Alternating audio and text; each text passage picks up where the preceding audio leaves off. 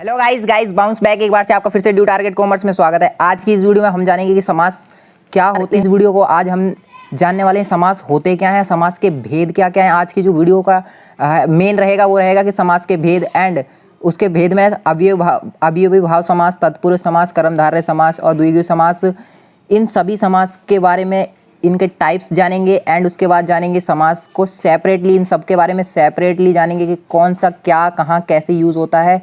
और एकदम short trick में ना बहुत इजीली समझ आ जाएंगे। बोर्ड्स में पूरे के पूरे मार्क्स इससे कटने के चांसेस बिल्कुल नहीं रहेंगे। तो इस वीडियो को एंड तक बिल्कुल फोकस होकर बिल्कुल ध्यान से देखना। और अगर नए हो तो चैनल को जाके पहले सब्सक्राइब कर लो एंड ड्यू टारगेट फैमिली का मेंबर बनने के लिए बेल आइकन को भी दबा लो ताकि आपको जितनी भी नोटिफिकेशन है सबसे पहले मिल सकें। समास सबसे पहले समास कहते किसे हैं, समास किसे कहते हैं? तो सबसे पहले परस्पर संबंध रखने वाले पदों को अंडरलाइन किया है मैंने। सब समस्त पदों को जो मेल होता है उससे जो विकार उत्पन्न होता है, यानी जब दो पद मिलते हैं और उससे जो विकार उत्पन्न होता है उसे क्या कहते हैं? समास कहते हैं।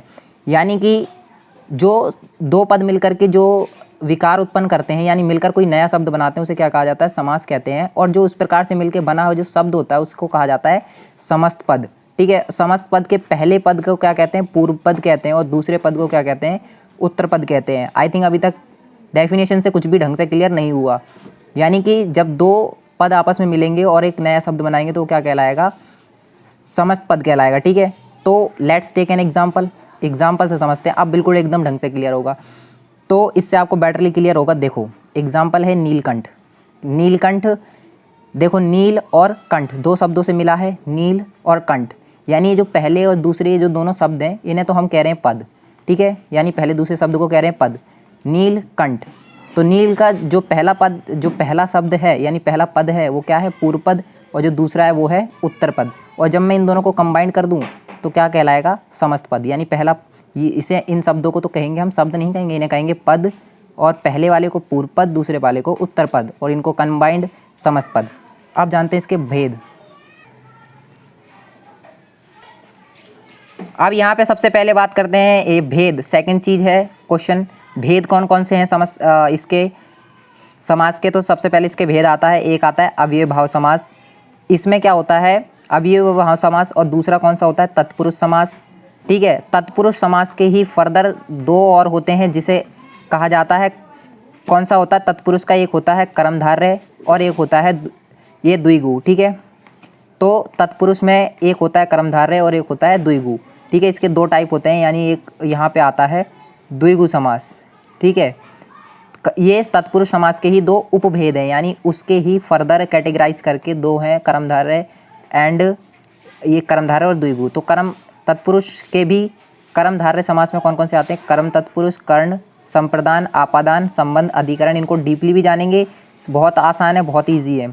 एंड अगेन क्या है? इसके उपभेद मैंने जैसे बताया कि इसके तत्पुरुष के दो उपभेद है, कर्मधारय और द्विगु। एंड एक तीसरा भी आता है जो है नए तत्पुरुष, अलुक तत्पुरुष, मध्यम लोपी तत्पुरुष एंड उपत तत्पुरुष। अब इस वीडियो में हमें ये नहीं पढ़ने और इनको इसमें नीड भी नहीं है। ठीक है, तो ये मैंने सिर्फ बता दिया कि ये भी होते हैं। आज सिंपल सेपरेट जानेंगे बस। अव्ययी भाव समास क्या होता है? जिस समास का पहला पद प्रधान हो या अव्यय हो उसे क्या कहा जाता है? और समस्त पद बनने पर वो पूरा पद क्या हो जाए? अव्यय बन जाए। यानी कि जिसका पहला पद, यानी कि पहला पद कौन सा? ये भर, यानी कि भरपेट। इसमें पहला पद क्या है? प्रधान है। प्रधान यानी कि जैसे लीडर होते हैं इस तरीके से, यानी इस शब्द से ही पूरा शब्द डिपेंड करता है। यानी भर हटा दिया जाए तो कोई मतलब नहीं बनेगा। जैसे कि ये ट है यानी कि भरपेट। ठीक है, तो भर अगर मैं सिर्फ पेट लगा दूं तो पेट से कुछ नहीं पता चलेगा, लेकिन भरपेट है यानी भर पूरे शब्द को मीनिंग ही बदल दे रहा है, यानी ये पद प्रधान है। ठीक है, तो भरपेट क्या है? पहला पद, ये पूर्व पद क्या है? प्रधान है। और जैसे ये लग जाता है तो पूरे शब्द का मतलब बदल जाता है, इसीलिए क्या कहलाता है? अव्ययी भाव समास। यानी आगे का एक शब्द लगते ही पूरे शब्द का मतलब बदल जाए, वो अव्ययी भाव समास। That's it for today's guide. If you like this video please hit the like button. और अभी इस चैप्टर को और भी आगे कंटिन्यू करेंगे, तो स्टे ट्यून और पूरा का पूरा ऐसे ही जानेंगे बहुत आसानी से। ठीक है, थैंक्स फॉर वॉचिंग।